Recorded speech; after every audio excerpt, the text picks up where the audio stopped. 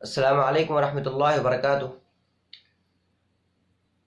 جیسا کہ آپ سب کو پتہ ہے کہ رمضان شروع ہو رہے ہیں، تو ضرورت ہے اس بات کی کہ رمضان کے جو مبادیات ہیں، مثلا رمضان کی نیت کیسے کی جائے گی اور کب تک کر سکتے ہیں، اور کن چیزوں سے روزہ ٹوٹ جاتا ہے اور کن چیزوں سے قضا لازم ہوتی ہے، اور کن چیزوں سے صرف روزہ ٹوٹتا ہے اور قضا لازم ہوتی ہے، اور کن چیزوں سے کفارہ واجب ہوتا ہے، تو یہ تمام چیزوں کی تفصیل جو ہے آپ تک پہنچانی ہے انشاءاللہ، لیکن ایک ساتھ نہیں بتائی جا سکتی، اس لیے کچھ آج بتایا جائے گا، کچھ اس کے بعد بتایا جائے گا۔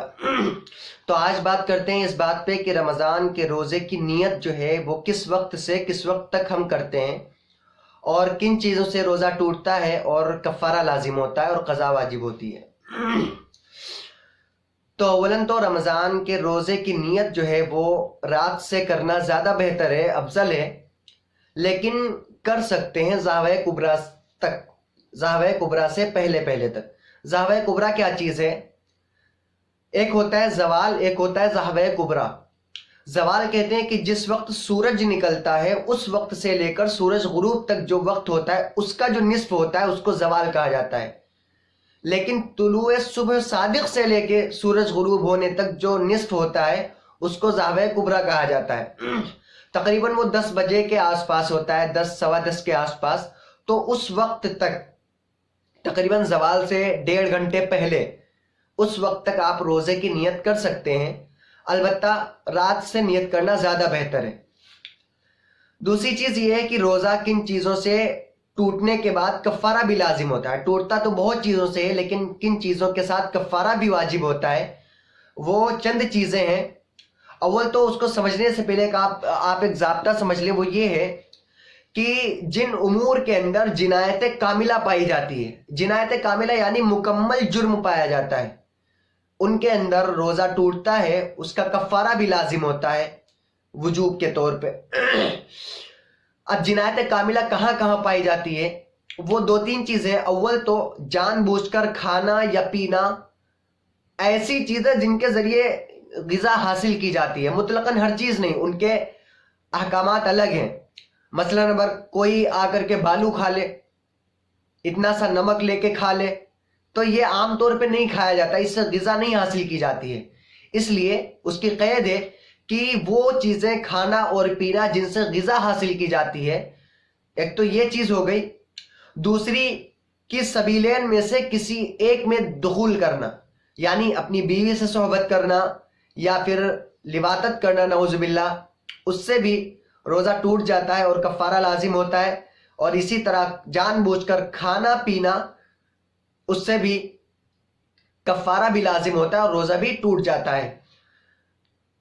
تو یہ 2-3 چیزیں تھیں۔ اب اس کے اندر آپ کو بہت سارے اشکال ہو سکتے ہیں کیونکہ یہ مکمل وضاحت نہیں ہے، تو جو آپ کو اشکال ہو، جو آپ کے ذہن میں سوال آئے، وہ آپ پوچھ سکتے ہیں کمنٹ باکس میں، یا میل کر دیں، یا پھر فیس بک پہ، انسٹا پہ، کہیں بھی آپ پوچھ سکتے ہیں، آپ پوچھ لیں۔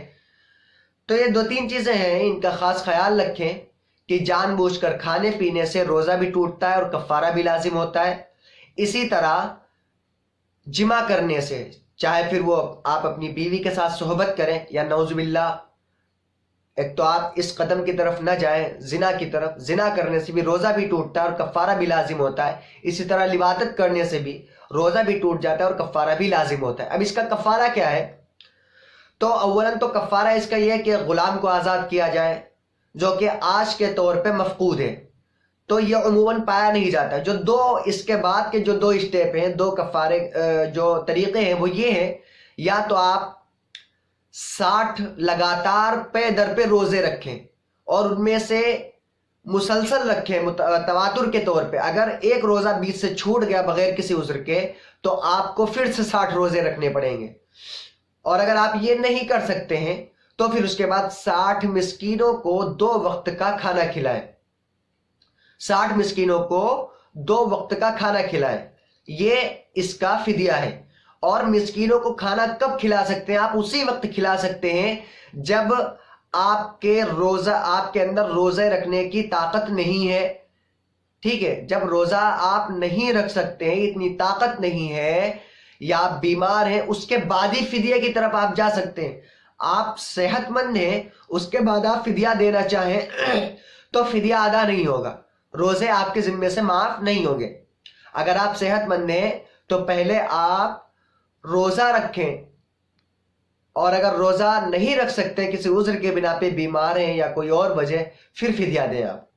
تو یہ جو تھی، یہ وہ صورتیں تھی جن سے روزہ ٹوٹتا ہے اور کفارہ بھی لازم ہوتا ہے۔ وہ چیزیں جن سے صرف روزہ ٹوٹتا ہے اور صرف ایک ہی روزے کی قضا واجب ہوتی ہے، وہ انشاءاللہ اگلی ویڈیو میں بیان کی جائے گی۔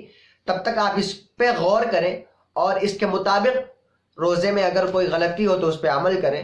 السلام علیکم ورحمۃ اللہ وبرکاتہ۔